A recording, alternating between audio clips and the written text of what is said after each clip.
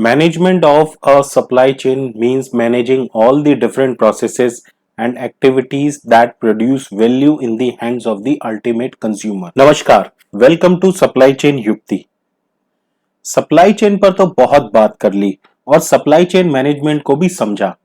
Supply chain management में सबसे supreme कौन है?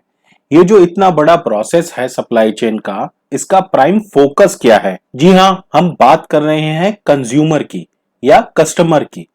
जैसे श्रीमद् भागवत गीता का सार है, काम करते रहो, फल की इच्छा मत करो। वैसे ही सप्लाई चेन का अल्टीमेट गोल है कस्टमर फोकस, और हमारी अगली कुछ वीडियोस का केंद्र बिंदु कस्टमर फोकस ही रहने वाला है।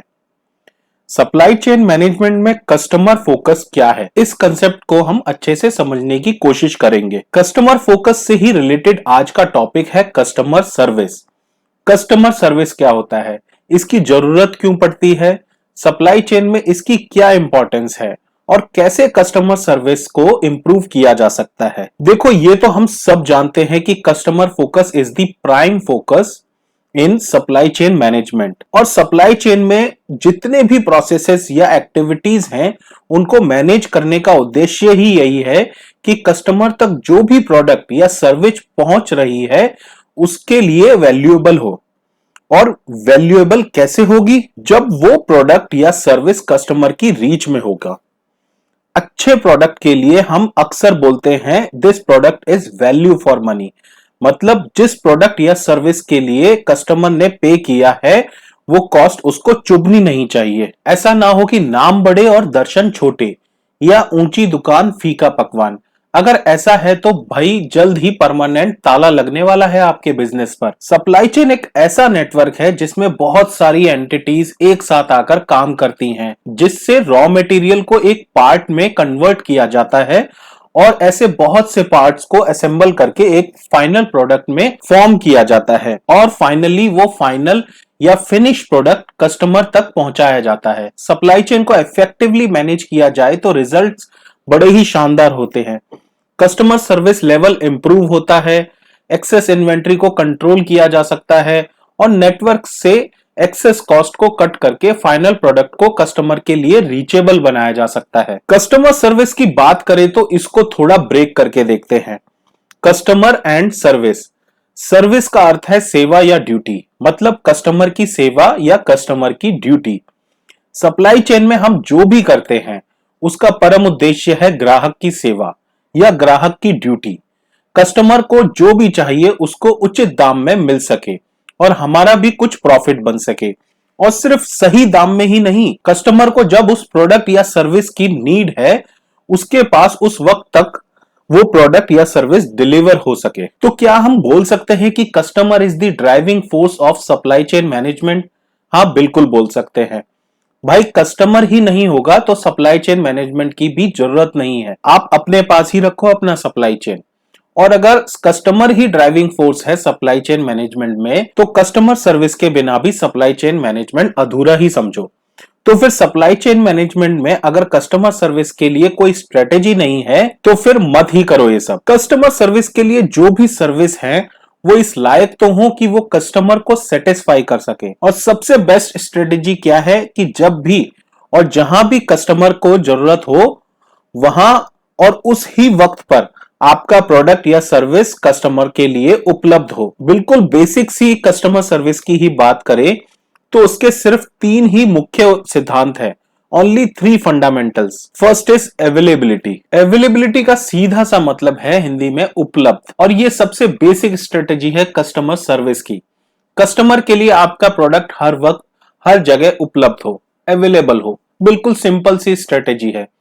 और इसको कैसे अचीव कर सकते हैं? सिंपल, कस्टमर की डिमांड को एंटिसिपेट करके अपनी इन्वेंट्री की प्लानिंग करना। और कस्टमर की डिमांड को कैसे एंटिसिपेट करेंगे? पहला, कंजम्पशन के पैटर्न से। दूसरा, अपनी सूझबूझ से फ्यूचर में आने वाली सडन रिक्वायरमेंट को फोरकास्ट करके। कोविड से पहले किसको पता था कि फेस मास्क और हैंड सैनिटाइजर की demand all of a sudden आसमान छूने लगेगी। मगर जिन भी ऑर्गेनाइजेशन ने उस डिमांड को एंटिसिपेट किया वो रातों रात माला माल हो गई। और कस्टमर को क्या चाहिए कि वो प्रोडक्ट अवेलेबल हो। लोगों को जहां से भी मास्क मिले लोगों ने खरीद लिए। क्या किसी ने उस वक्त ये सोचा था कि मैं सिर्फ उसी ब्रांड का फेस मास्क लूंगा? मतलब ही नहीं है। सिंपल वो प्रोडक्ट जहां भी अवेलेबल था लोगों ने वहीं से उसको परचेज कर लिया। लेकिन इसको भी अगर थोड़ा बारीकी से देखो तो आपको देखने को मिलेगा कि आपके मल्टीपल मॉडल्स को भी different demand and consumption pattern होगा। किसी मॉडल या किसी कलर की कुछ अलग ही तरह की डिमांड होगी और कोई कलर या कोई मॉडल हो सकता है पूरे महीने में एक ही पीस की सेल हो। मतलब प्रोडक्ट को अवेलेबल करवाना भी उतना इजी नहीं है जितना देखने से लगता है। प्रोडक्ट की स्टॉकिंग करने से पहले भी बहुत से ऐसे पैरामीटर्स हैं जिसको ध्यान में रखना बहुत ही इंपॉर्टेंट है, जैसे sales popularity, importance of a product in the product line, profitability and the value in the merchandise. इसके अलावा सेफ्टी स्टॉक भी एक पार्ट है जिसमें फ्यूचर में होने वाली किसी भी अनएंटिसिपेटेड रिक्वायरमेंट को फुलफिल कर सकते हैं या कोई फोरकास्टेड एरर को एलिमिनेट किया जा सकता है। चलो अभी इसके दूसरे पॉइंट को भी देख लेते हैं, operational performance. Highest customer satisfaction को अटेन करने के लिए दूसरा सबसे इंपॉर्टेंट फैक्टर है परफॉर्मेंस। और परफॉर्मेंस को हम कैसे मेजर कर सकते हैं?